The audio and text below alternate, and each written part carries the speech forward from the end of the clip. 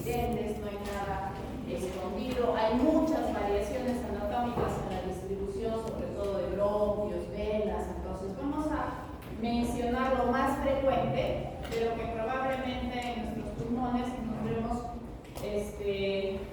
algunas alteraciones o algunas diferencias. Entonces, cuando hablamos o para hablar de pleura y pulmones,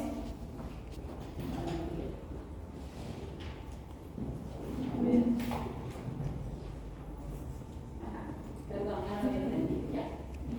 Entonces, para hablar de pleura y pulmones vamos a recordar la clase que ya he hecho de mediastina, ¿no es cierto? Una línea imaginaria que pasa del ángulo esternal hacia el disco entre T4 y T5 que divide el mediastino en superior e inferior.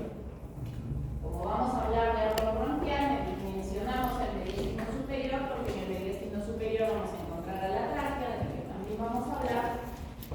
Y los pulmones, las cavidades pleurales, están ubicadas a los lados del mediastino. Entonces, ambos pulmones en su borde medial van a relacionarse con todas las estructuras que van a pasar por el mediastino, tanto superior como inferior.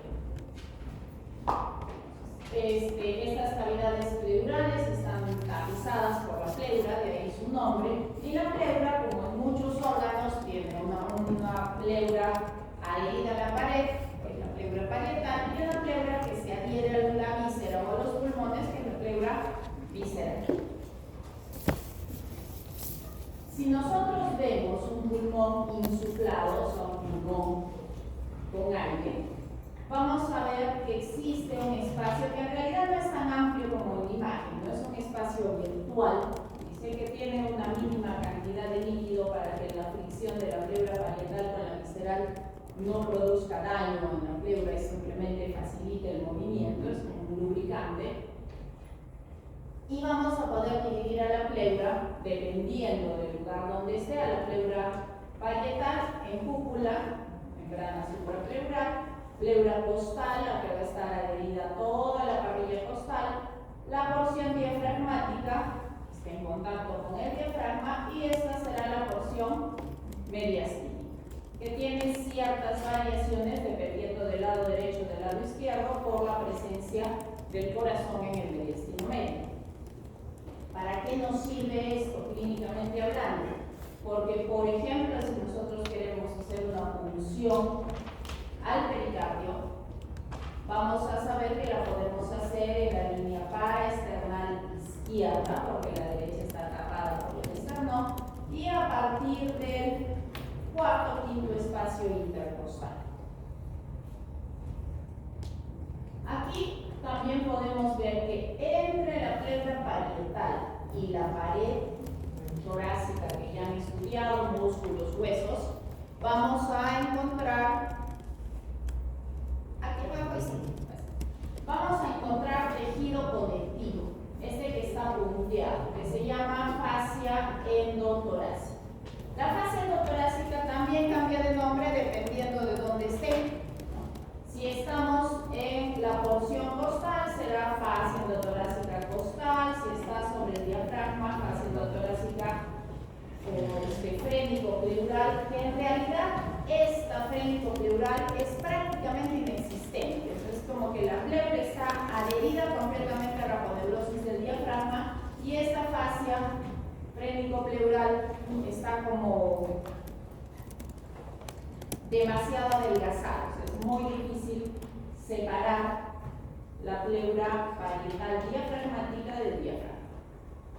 Esta fascia endotorácica en el mediastino será fascia o será porción mediastínica de la fascia endotorácica, y aquí en la parte de la cúpula sí sufre una variación, porque esta parte del pulmón, como ven, está por encima del borde de la primera costilla, ¿no es cierto? Y se le dice en realidad cúpula a lo que va desde el borde superior de la segunda costilla hacia arriba. Y esta parte que está encima de la primera costilla, la pleura no se engruesa, pero sí se engrosa o sí aumenta su grosor la fascia endotorácica de esa zona. ¿Para qué? Para proteger y separar y dar de alguna manera el límite entre las estructuras cervicales y las estructuras torácicas. Entonces, este engrosamiento, que también se le llama membrana suprapleural, membrana cérvico-torácica, no es otra cosa que un engrosamiento de la fascia endotorácica, no de la pleura. La pleura mantiene su mismo grosor. Ahora, en este lado lo que ustedes están viendo es una cavidad pleural con un pulmón colapsado. ¿Cuándo pasa eso? Cuando esa cavidad pleural rompe su integridad, por ejemplo, con un traumatismo, o se llena de sangre, o se llena de pus, o se llena de líquido, cuando hay una infección, o un proceso inflamatorio, o se llena de aire. En cada caso tiene un nombre diferente. ¿No? Si se llena de aire, ubícate por aquí. Si se llena de aire, será neumotórax. Si se llena de agua, hidrotórax. Si se llena de sangre, hemotórax. Si se llena de líquido linfático, pilotórax. Si se llena de pus, será piotórax. Dependiendo de lo que encontremos aquí, va a tener el nombre. Y cuando se rompe la integridad de esta cavidad pleural, el pulmón pierde su capacidad de insuflarse y se colapsa. Se colapsa y ese lado probablemente tenga dificultad para respirar y va a tener que ser suplido por él. Ahora, hay traumatismo, si hay derrames sin necesidad de perforación externas, también lo son. Pero ya los van a ustedes ir desarrollando durante la parte. Ahora, les decía que la cúpula pleural tiene un engrosamiento de la fascia endotorácica en sí y describe en la literatura ciertos ligamentos que en teoría deberían sostener a la pleura, pero que en realidad se ha visto que no tienen ninguna función. ¿Ya? Existen, los han descrito, los han disecado, pero no les han encontrado una función, así que les presento esta lámina solamente como conocimiento, porque aplicación clínica como tal no tiene. ¿No? El ligamento vértebro-pleural, que sería una porción de tejido conectivo que sale más o menos del sexto cuerpo vertebral hacia la fascia endotorácica, uno que sale de la apófisis transversa de la séptima vértebra cervical hacia la cúpula y otro a la costilla. En realidad, ¿quién evita que esto se levante más de lo necesario? Justamente la primera costilla. ¿Y quién sostiene la primera costilla o quién estabiliza la primera costilla? Eso ustedes ya lo saben, los escaleros, ¿cierto?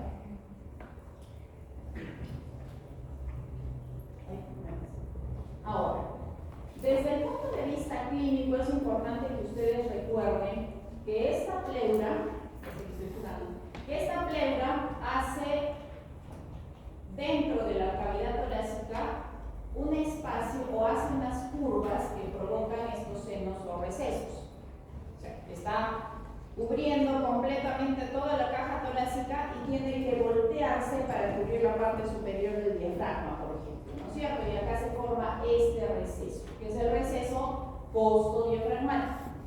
Aquí se curva nuevamente para voltear hacia el mediastino, entonces se llama receso postomediastino. En la parte posterior se curva para cambiar de dirección por las vértebras y ser el costo vertebral. ¿Sí?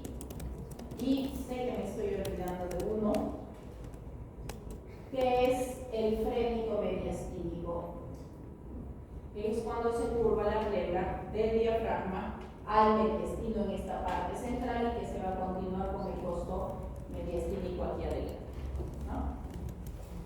¿Para qué sirven esos recesos? Ustedes saben que los pulmones mantienen o no mantienen un tamaño constante, ¿no es cierto? Van a aumentar y disminuir su volumen dependiendo que hayamos inspirado aire o hayamos expirado.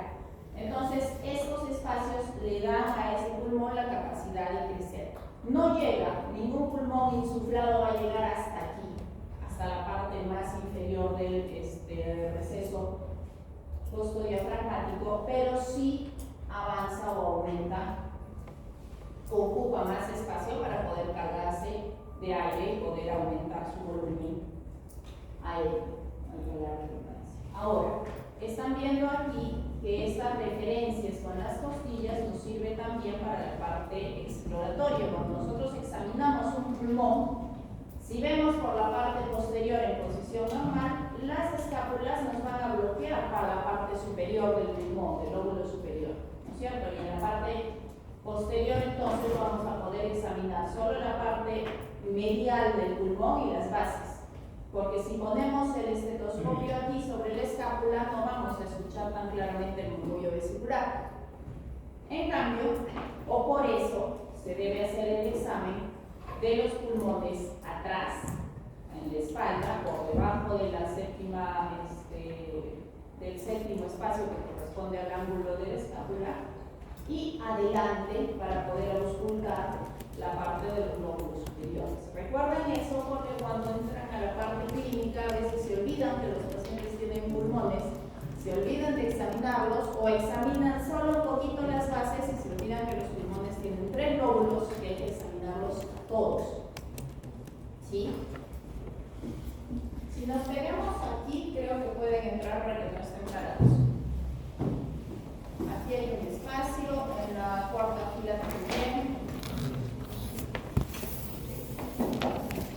Entonces, recuerden esto, recuerden que los pulmones, lo vamos a volver a ver más adelante, pero más o menos llegan a ver, ¿hasta qué espacio? Primero, segundo, tercero, cuarto, quinto espacio intercostal en la parte anterior y hasta el borde de la 10ª costilla en la parte posterior. O sea, los pulmones están, digamos, que son más grandes atrás que adelante, ¿no? Por obvias razones, por la presencia de órganos intraabdominales que desplazan a la cúpula diafragmática y también desplazan a los pulmones. Y nuevamente, para recordar los recesos, el costo mediastínico, que es toda esta extensión en la línea media, y el costo diafragmático, que son los que más aplicación clínica tienen, porque cuando hay un derrame, normalmente ustedes han visto en las radiografías en la primera práctica que se forma aquí un ángulo que nos dice que los recesos están libres, que no tienen contenido, solo es un espacio virtual. Entonces, cuando hay un derrame, se borra ese ángulo que veíamos en la radiografía y se mira una zona blanquecina de nitidez, que en la radiografía no nos va a decir si es sangre, líquido, pus, solo nos va a decir que es un contenido líquido si se ve blanco y si se ve más oscuro, o sea, si se ve aire, nos va a decir que es neumotórax, y el neumotórax generalmente el aire se va para arriba, entonces nos va a mostrar una imagen negra, más oscura, sin la trama bronquial en la parte superior de la cavidad pleural. Entonces, esta es otra vista, una vista lateral, un corte sagital para ver este receso. Adelante, este es el costo diafragmático que habíamos hablado y hasta dónde llega el receso en la parte posterior, ¿no? Incluso dice la bibliografía que este receso puede pasar el borde de la 12ª costilla, depende de la inserción del diafragma en realidad. Y este es un corte transversal que también nos va a mostrar el receso costo-mediastínico un poco más amplio en el lado izquierdo, ¿no? Y este a este nivel es el costo vertebral. Ahora, la pleura que cubre a los pulmones es la pleura visceral, ¿no es cierto? Y esa pleura visceral recubre a todos los pulmones e incluso se mete dentro de las fisuras de los pulmones y recubre el espacio entre las fisuras. Y emite unos tabiques que nos permiten identificar o separar los segmentos broncopulmonares que vamos a ver más adelante. Entonces, esta pleura, al momento de recubrirse, deja libres a los pulmones, pero a este nivel, debajo de la división de la tráquea, forma un ligamento pulmonar, que es el único punto donde el pulmón, además de la raíz pulmonar, está sujetado o está fijo, ¿no? Porque todo lo demás está libre.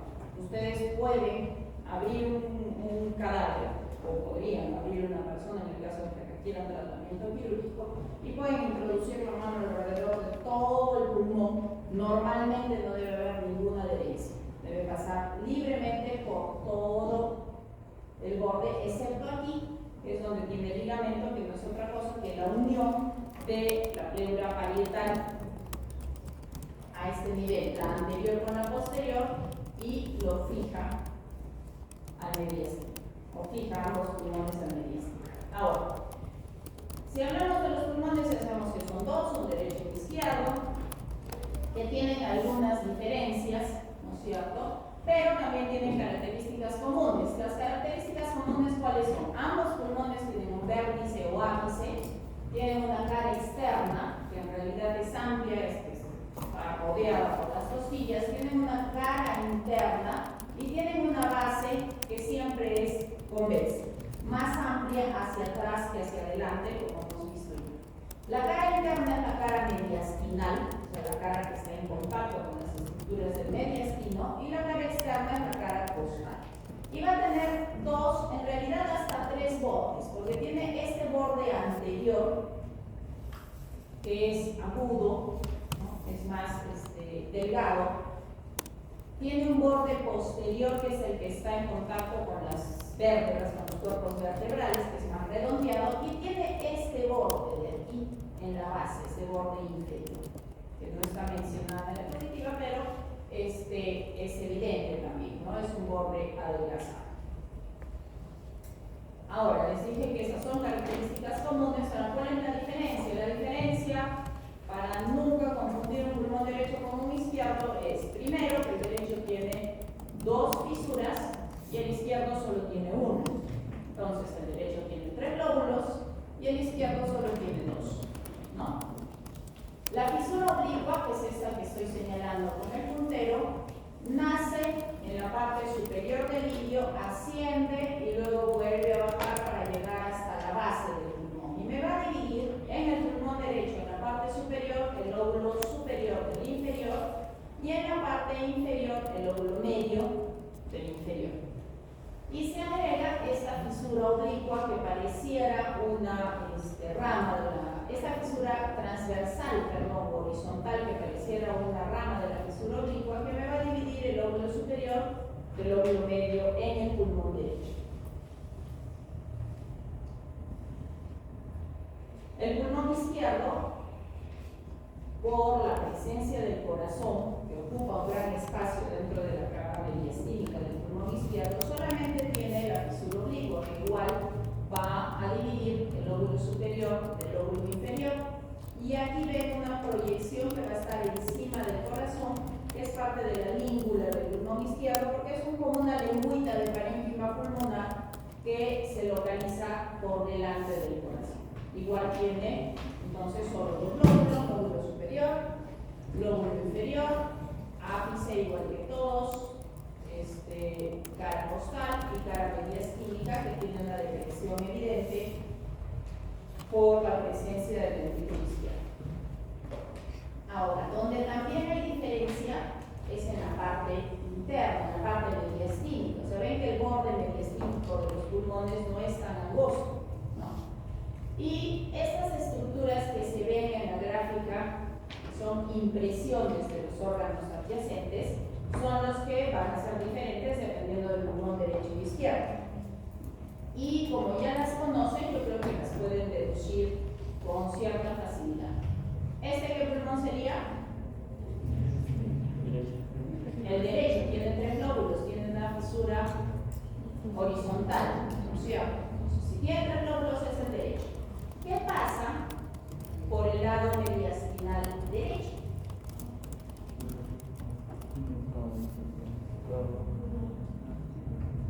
Va a pasar la vena cava superior, ¿no es cierto? Que va a dejar su impresión. Y en esta parte posterior, surco, ¿qué estructura tubular pasa por aquí? ¿Qué estructuras tubulares pasan por aquí? En realidad son dos. ¿Qué se ve por el lado derecho? La aorta está en el izquierdo. El esófago va a dejar su impresión en este borde mediastinal, y también la vena ácidos, que no la han visto todavía, pero la van a ver cuando van mediastino posterior. Entonces, la vena ácidos dibuja incluso su callado encima del bronquio principal derecho, ¿no? Y por esa razón, justo por la presencia de la vena ácidos, que miren, está llegando a la impresión. ¿A dónde llega el ácidos? A la cava superior. Entonces, ¿esta impresión de quién es? De la cava superior. ¿Sí? Entonces, todo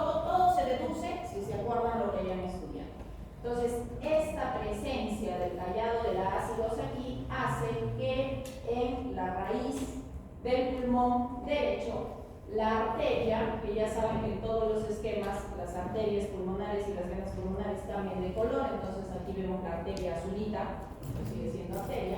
La arteria pulmonar derecha no va a pasar tanto por encima del bronquio, sino va a pasar por delante, por la presencia de esta vena acidosa. Siempre en la raíz pulmonar el bronquio va a ser la estructura más posterior, ¿sí? Delante, en este caso, la arteria pulmonar derecha, por delante e inferior de la arteria pulmonar derecha, la vena pulmonar superior, y por debajo del bronquio, la vena pulmonar inferior, ¿no? Y tejido linfático. Entonces, no se olviden, impresiones que sí se pueden ver: esófago, ácidos aquí abajo y el callado de ácidos, y la impresión de la vena cava superior. Y aquí, ¿quién estaría dejando su marca? La base del corazón, ¿no es cierto? ¿Qué parte de la base del corazón? La aurícula. Aquí. Derecha. La aurícula derecha. En cambio, en el pulmón izquierdo, ¿qué estructura va a formar un callado? La aorta, ¿no es cierto? Entonces, esta impresión curva que se parece a la que se ve aquí, solo que está formada o está provocada por otra estructura, no es otra cosa que la impresión del callado de la aorta. Aquí no se imprime el esófago, ¿por qué? Porque está desplazado, el esófago está a la derecha de la aorta. ¿Quién sale del callado de la aorta? Hacia la izquierda. La subclavia. La subclavia va a salir y va a dejar también su impresión, la subclavia izquierda. ¿Cierto? Y aquí esta gran cavidad, ¿qué será? La impresión del corazón, del ventrículo izquierdo, básicamente, ¿no? Y entonces aquí ven que la raíz del pulmón izquierdo tiene igual el bronquio siempre más posterior, pero aquí la arteria pulmonar está arriba del bronquio, ¿no? ¿Por qué? Porque no hay nada, la aorta cabalga tanto al bronquio como a la arteria pulmonar izquierda, que pasa por debajo del callado. Adelante siempre la vena pulmonar superior, que es la estructura más anterior en el ilio o en el pedículo o raíz pulmonar izquierda, y la vena pulmonar inferior, que siempre está abajo. Otra cosa que tenemos que recordar es que el bronquio principal derecho sale un poquito más atrás que el izquierdo. El izquierdo es discretamente más anterior, pero lo vamos a ver más adelante. Ahora, ¿qué estamos viendo aquí? Lo mismo, pero en una imagen comparativa de lo que es una disección de cadáver y las estructuras que hemos visto impresas. O sea, aquí ya no estamos viendo el pulmón, sino estamos viendo el mediastino. ¿De qué lado? Derecho. ¿Por qué? ¿Quién es? La ácido, ¿no es cierto? Y la ácido la vamos a ver en el lado derecho. En el lado izquierdo vemos la hemiácido sobre el ácido ascensor. Entonces, la ácido se ve aquí, haciendo su callado por encima del bronquio principal derecho y desembocando en la vena cava superior. Este nervio que está bajando por el costado derecho de la vena cava y se dirige hacia el diafragma será el nervio fénico derecho, ¿no? Derecho. Y pasa por delante de la raíz pulmonar. ¿Quién pasa por detrás? Vago. El vago. El vago pasa siempre por detrás de la raíz pulmonar, más posterior. Aquí está la vena pulmonar inferior derecha, la vena pulmonar superior derecha. Y el esófago, que está aquí, este que se ve en plomito, es el otro que estaba dejando su impresión en la cara mediastinal del pulmón derecho. Y aquí lo mismo, no solo que esto ya es un cadáver, secado, picado y todo, pero sigue siendo un cadáver. Entonces, ¿qué estructura será esta?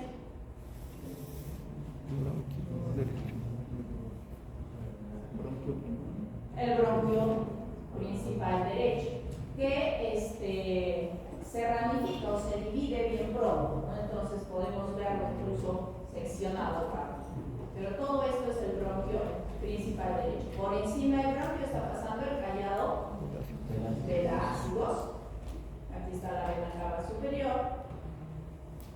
Y aquí están las venas pulmonares, que se pintan, ya saben, un poquito por el tema del tipo de sangre que lleva.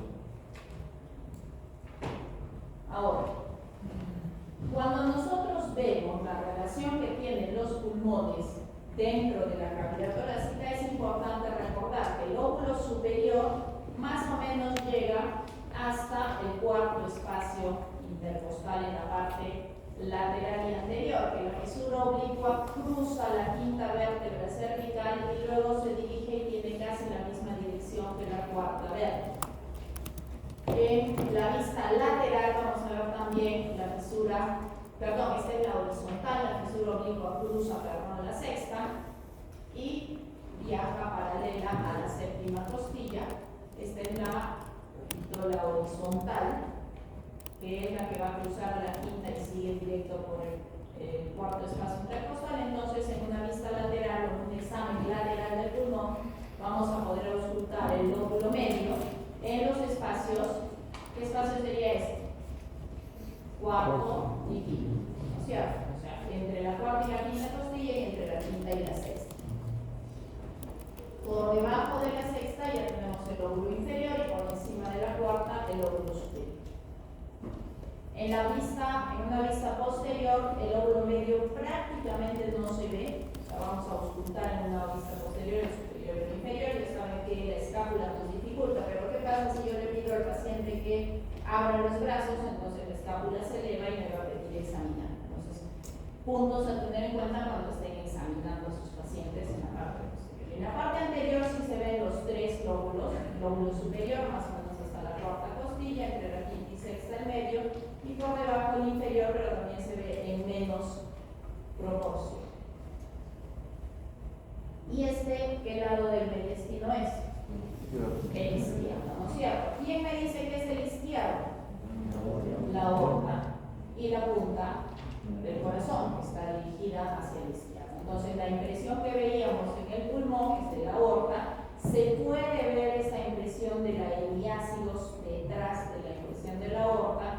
El callado también se imprime claramente en la parte mediastinal del pulmón y toda esta parte del corazón, básicamente todo el ventrículo izquierdo, provoca una cavidad dentro del borde mediastino.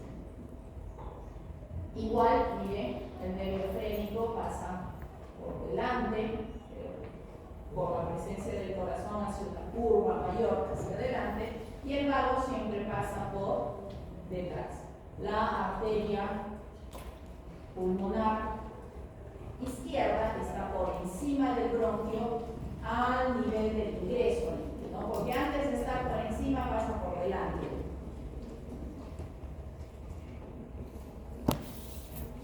Y el pulmón izquierdo, para un examen en una vista lateral, vamos a ver que la fisura oblicua igual cruza la sexta vértebra, la sexta costilla, la sexta costilla y luego se dirige casi siguiendo el mismo camino de la séptima costilla. Entonces, por encima, o a partir del sexto espacio intercostal hacia arriba, va a ser el lóbulo superior y hasta el décimo lóbulo inferior. Una vista posterior, igual podemos alcanzar a ver los dos. Ya saben que atrás las costillas están más altas, ¿cierto?, que en la parte anterior por la dirección de las costillas. Ahora,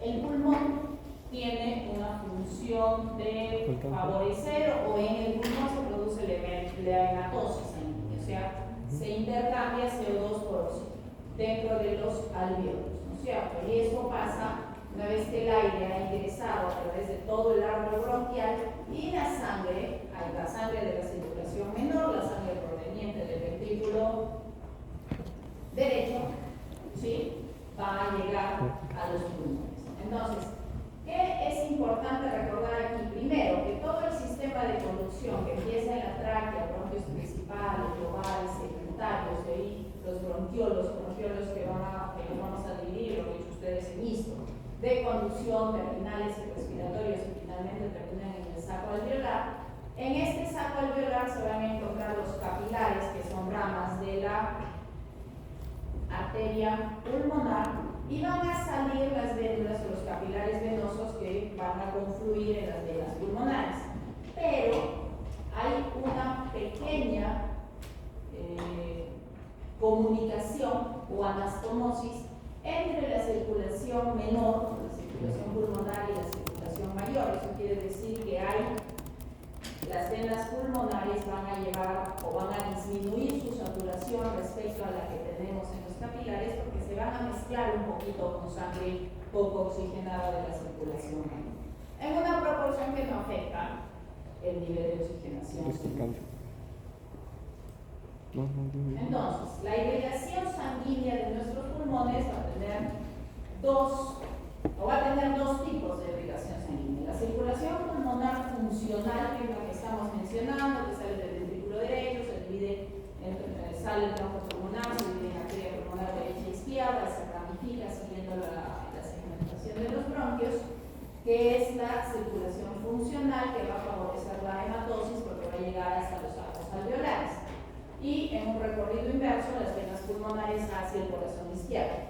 Y la circulación nutricia, porque como todo órgano, el pulmón necesita alimentarse, y la alimentación viene de la circulación mayor, que en este caso proviene de arterias bronquiales, que son ramas directas de la aorta y que van a irrigar todo el tejido pulmonar, pero van a anastomosarse con la circulación menor, también las arterias, y ahí es donde se va a producir una pequeña disminución, como dije, de la sangre, de la oxigenación de la sangre que sale de los pulmones, ¿no? Pero eso es que es mínima y que no dificulta la función pulmonar. Entonces, recordemos que de la circulación nutricia, el pulmón derecho tiene o recibe sangre de una sola rama bronquial que sale de la cara posterior de la aorta.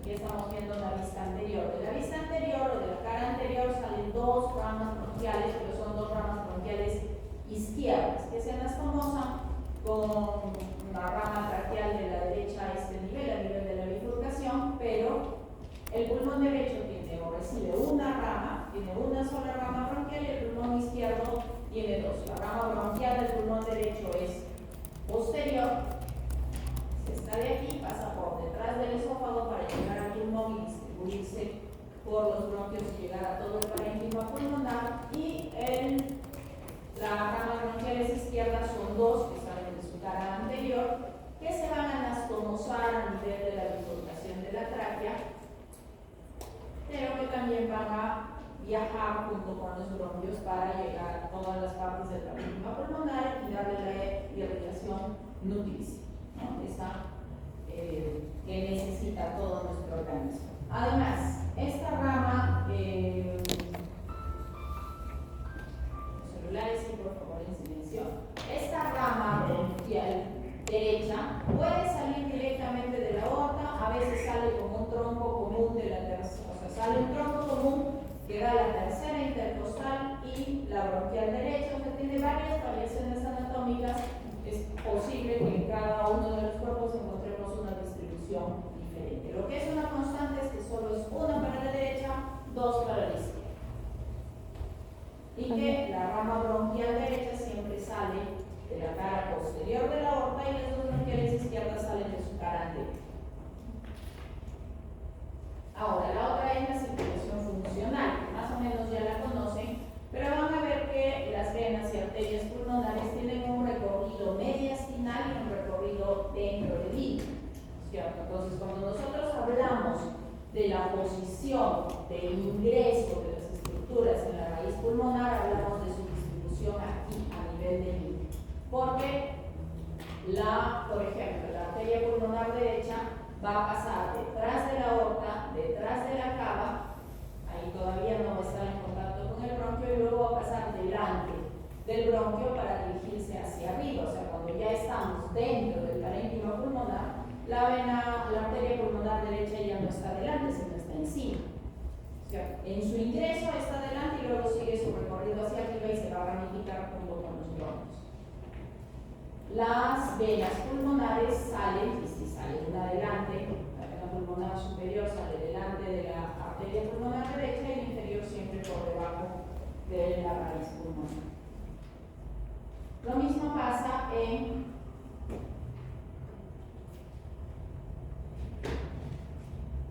esta sigue siendo la derecha, pero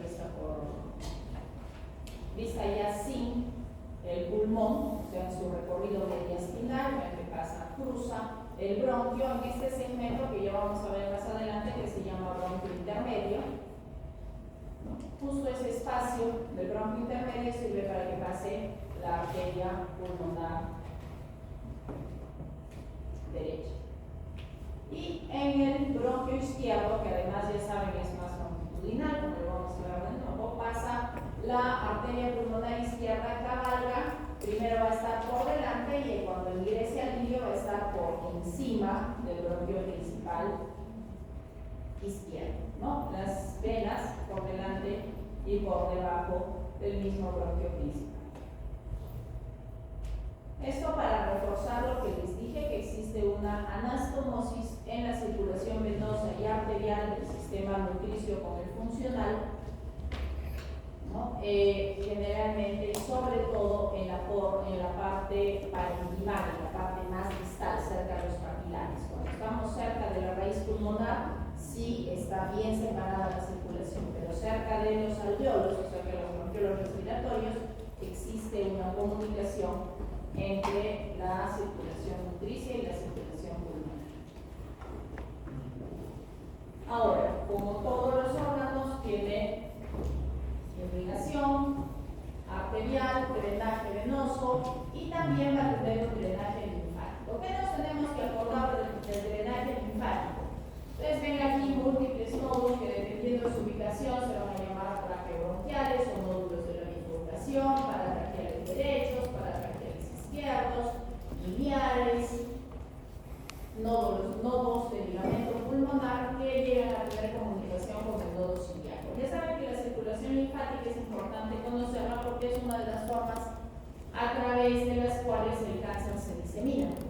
Entonces, todo el pulmón derecho, los tres lóbulos del pulmón derecho van a llegar a los nodos de la raíz pulmonar, van a de allí drenar a los nodos traqueobronquiales inferiores o de la bifurcación y de allí van a ir a drenar a los nódulos paratraqueales derechos y de los paratraqueales derechos llegan al nódulo supraclavicular y de allí al ángulo al ángulo yúgulo subclavio derecho, o sea, yúgulo subclavio derecho. En el caso del pulmón izquierdo, ¿qué pasa? El pulmón izquierdo, todo el lóbulo superior va a tener un drenaje hacia el lado izquierdo. O sea, va a llegar a los paratraqueales izquierdos, al nodo cervical izquierdo, supraclavicular y de allí al ángulo yúgulo subclavio. Pero el lóbulo inferior va a drenar hacia los nódulos traqueobronquiales inferiores o de la bifurcación y de allí va a ir hacia el lado paratraqueal derecho y va a drenar en el lado derecho. Eso explica por qué las tumoraciones de cánceres de pulmón del lóbulo inferior pueden dar metástasis en los ganglios derechos. No se ha visto que los nódulos o cáncer del pulmón derecho den metástasis en los ganglios izquierdos. Entonces parece que es un recorrido solamente de izquierda a derecha y no al revés. Ahora, esta comunicación que existe en el drenaje linfático de los nódulos de ligamento pulmonar con el nodo celíaco hace que el cáncer se disemine de manera linfática también al interior de la cavidad abdominal a través de ese drenaje, ¿no? de los nódulos del ligamento pulmonar hacia el nodo celíaco en la cavidad abdominal. Ahora, la inervación del pulmón va a ser simpática y parasimpática. ¿Sí? Ahí sí vamos a, voy a recordar algunas cosas que es importante mencionar. Se forma delante del corazón un plexo cardíaco y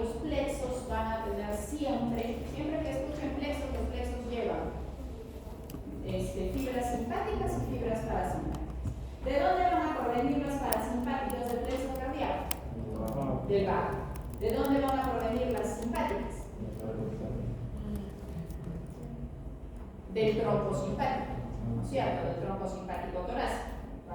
Se juntan aquí. Pero la distribución de esta inervación no es igual, y ahí sí me voy a permitir revisar para no equivocarme. La inervación simpática va a llegar ¿a quién? ¿La simpática llega a las glándulas o llega al músculo?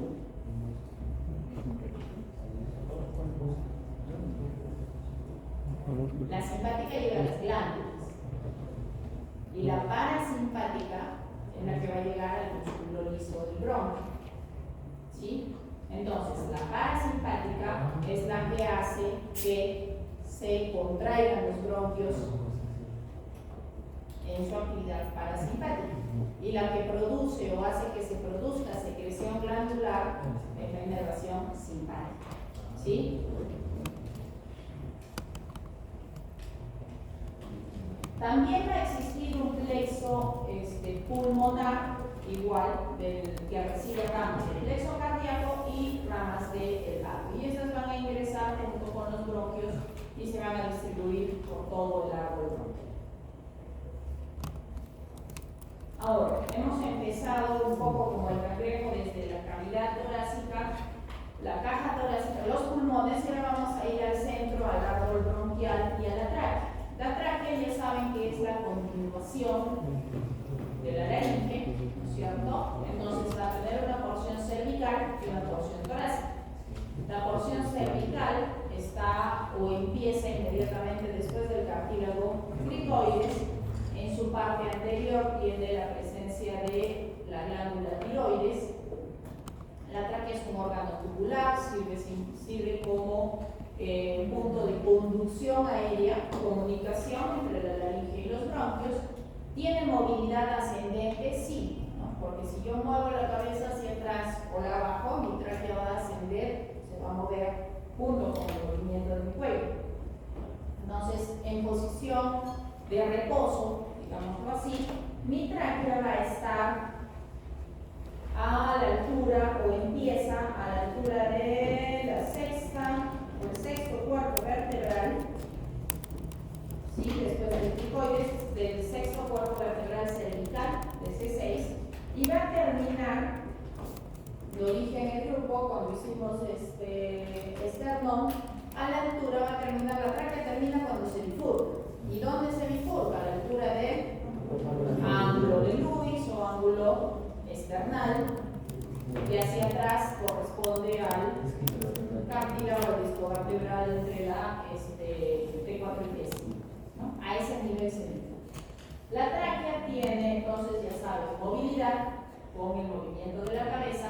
La dimensión va a depender de la estatura de la persona, ¿no? Un niño no va a tener la misma longitud que un adulto, y dentro de los adultos, dependiendo de nuestra estatura, nuestra tráquea va a variar entre 10 y 13 centímetros, dependiendo del tamaño de ellos. Un poquito o casi la mitad es cervical y el resto es intratorácica. ¿Dónde empieza la tráquea intratorácica? Cuando atraviesa la escotadura yugular del esternón. Cuando desciende la tráquea, va a dirigirse ligeramente hacia la derecha, ¿no? Y ligeramente hacia atrás, siguiendo la dirección de la columna vertebral. Va a estar formada por anillos traqueales, se les dice por costumbre, pero en realidad no son cartílagos cerrados, ¿no? Tienen más la forma de herradura porque la parte posterior de la tráquea es músculo membranoso. Pero se le sigue diciendo y se le seguirá diciendo anillos traqueales. Estos anillos, en su división, se forma o se refuerza con una estructura cartilaginosa en forma de Y invertida. Y esa Y invertida, ese cartílago Y invertido, hace esta prominencia en el centro, que es en realidad lo que se conoce como carina traqueal. La carina traqueal representa el punto donde se divide la tráquea, se bifurca en bronquio principal derecho y bronquio principal izquierdo, pero es esta prominencia, esta elevación, que cuando se hace un examen fibroscópico,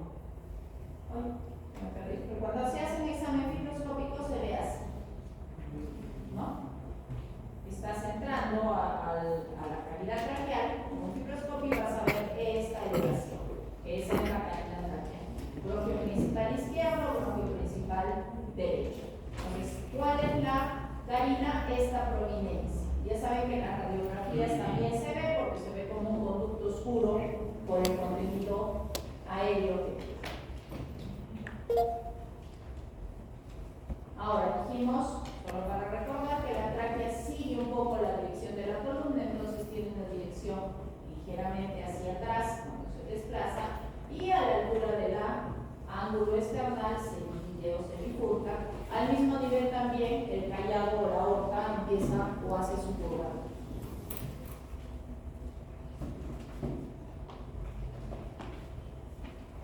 Esta es otra lista de datos. Ahora, cuando esta tráquea se bifurca va a dar, repetimos, dos bronquios principales, el derecho y el izquierdo, que tienen características muy especiales y todo se basa también en su posición anatómica. Si la tráquea se dirige ligeramente hacia la derecha, para que el bronquio izquierdo llegue hasta el pulmón izquierdo, tiene que tener un recorrido más largo, ¿no? Es por eso que el bronquio principal izquierdo es más largo. Además de ser más largo, es más horizontal. ¿Por qué? ¿Quién lo empuja? El corazón, que está aquí, ¿no? El corazón hace que tenga que cambiar de posición para llegar al hilio pulmonar, y además tiene un poquito menos de calibre que el bronquio principal derecho. En cambio, el bronquio principal derecho sigue casi la misma dirección de la tráquea, que está ligeramente desviada hacia la derecha. Es mucho más corto, pero es más ancho. Entonces, el bronquio principal derecho tiene un recorrido muy pequeño, forma con la tráquea un ángulo más o menos de 21 grados, a diferencia del izquierdo que llega casi a 45, ¿no? Por la horizontalización que sufre por el desplazamiento del corazón. Recuerden que por aquí arriba va a cabalgar el callado de la aorta, ¿no? Va a ir encima del bronquio principal izquierdo. Y los bronquios, como ven, siguen teniendo la misma estructura de la tráquea, o sea, tienen anillos incompletos de cartílago con una membrana fibromuscular por detrás, hasta que llegan a ser bronquiolos, pero los bronquiolos ya no tienen cartílago, salvo que me equivoque. Ustedes son los expertos, han hecho histología hace poquito, ¿no es cierto? Virtual, pero lo han hecho.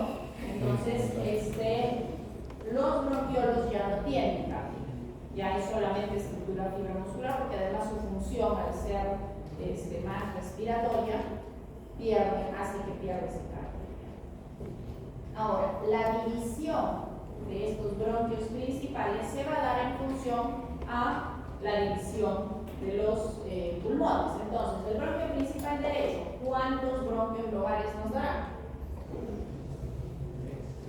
3, porque tenemos 3 lóbulos en el pulmón derecho. Entonces va a dar un bronquio lobar superior, un bronquio lobar medial o medio y un bronquio lobar inferior. El bronquio lobar superior sale casi al ingreso del bronquio dentro del pulmón. Por eso es que cuando se hace un corte a este nivel se ve como que hubieran 2 bronquios ingresando al pulmón. No son 2, uno es el lobar superior y otro es el intermedio, que se le ha dado el nombre de intermedio a esta porción de bronquio desde la salida del bronquio superior hasta la salida del bronquio segmentario medio. ¿Y qué pasa por aquí? La arteria pulmonar derecha, ¿sí? La arteria pulmonar derecha justo pasa en este espacio. La división de cada bronquio lobar va a ser, la siguiente división es el bronquio segmentario. ¿Y por qué bronquio segmentario? Porque cada lóbulo del pulmón se va a dividir en segmentos, ¿no? Que los vamos a ver inmediatamente. Cada segmento toma el nombre del bronquio segmentario que va a llegar a ser.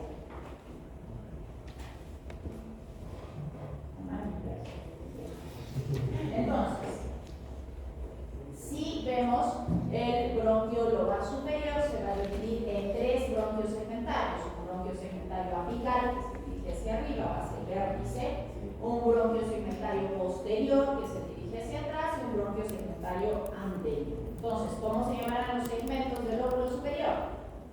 Apical, anterior y posterior. El bronquio segmentario medio se va a dividir, el bronquio lobar medio se va a dividir en dos bronquios segmentarios. Uno medial, que va hacia la línea media, y uno lateral, que va hacia la parte lateral del lóbulo. Entonces, los lóbulos los segmentos del lóbulo medio serán medial y lateral. Y el bronquio inferior, lobar inferior derecho, se va a dividir en 5 segmentarios. 5, ¿verdad? No sé que había dicho mal. Acá hay 4. A ver, está el basal medial, el basal lateral, el basal anterior, el basal posterior. Falta el quinto. ¿Dónde está el quinto? Está atrás. Es el apical del lóbulo superior. No me equivoco. Son 5. Entonces, tenemos ¿cuántos segmentos pulmonares en el lado derecho? 10. En el lado izquierdo se reducen un poco los segmentos pulmonares porque se juntan. Nuestro pulmón izquierdo es discretamente más pequeño que el derecho por el corazón, que le quita a la parte o al lóbulo inferior, le quita su segmento medial. Todo el segmento medial va a estar reemplazado por la presencia del corazón aquí. Entonces, en el lóbulo inferior, en lugar de tener 5 segmentos, vamos a tener solo 4. Igual, el apical, el lateral, el posterior y el anterior. ¿Qué nos va a faltar? Solo el medial. Y en el lóbulo superior, porque aquí no tenemos medio, en lugar de dividirse en 5, se va a dividir solo en 4. ¿Por qué? Porque el apical se junta con el posterior. Entonces tenemos el segmento ápico posterior y el segmento anterior. Y el lingular, en lugar de ser medial y lateral, va a ser superior e inferior. Superior e inferior. ¿Qué bronquio es este? Derecho, acá decimos, ¿cierto? Además tiene 3 ramas o 3 bronquios lobales, el superior, el medio y el inferior. Ven que aquí está el bronquio segmentario superior del lóbulo inferior, que es el que no veíamos en la lista anterior porque sale hacia atrás. Y el izquierdo tiene solo 2, un bronquio lobar superior, un bronquio lobar inferior, y el lobar superior va a dar la división segmentaria para los lingulares, para el apical posterior y para el anterior, ¿no? A veces esta división sale de un tronco común. Estos 3 salen de un tronco común, no se dividen, salen directamente del bronquio como tronco común, como una variación anatómica, y ese es el que le llamamos el bronquio del culmen, porque va a llegar hacia toda la parte superior del lóbulo superior del pulmón izquierdo, para la redundancia. Entonces, aquí lo vemos, me gusta el doctor Paredes en colorcitos para diferenciar, ¿no es cierto? Pulmón derecho, en el lóbulo superior, 3 segmentos: apical, anterior y posterior. En el lóbulo medio, medial y lateral. Y en el lóbulo inferior, si lo vemos por adelante, ¿cuál vamos a ver? Solamente vamos a ver el... Miren el tag, aquí dice 8. ¿Cuál es el 8? El anterior basal, ¿no? El anterior basal. Eso es una vista anterior. Y en el izquierdo, ¿qué vemos? Ápico posterior, el anterior, aquí es superior e inferior, y también vemos el mismo 8, anterior basal, en una vista anterior. Si lo vemos por atrás, ¿cuál vamos a ver? En el izquierdo, el ápico posterior, una parte del anterior, y ¿quién es?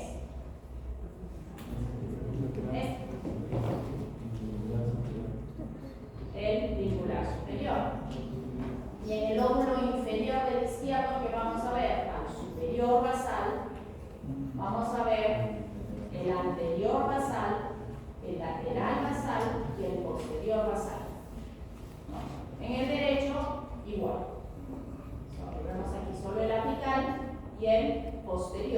porque no vemos el anterior. Acá vemos el superior basal. ¿Este cuál es? Posterior basal, lateral basal y anterior basal. Si lo vemos en una vista media esquímica, ahí cuál vamos a ver. En el derecho vamos a agregar el medial basal, que el izquierdo no tiene porque ha sido desplazado por la presencia del corazón. Entonces lo juntan, lo mencionan como anterior basal solamente, porque en realidad el medial basal desaparece. Y esta es otra vista de lo mismo.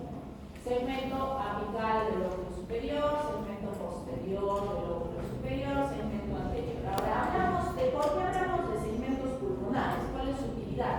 Los segmentos pulmonares son el pedazo más grande que se puede fraccionar un lóbulo. Están divididos por tabiques que vienen desde la pleura visceral.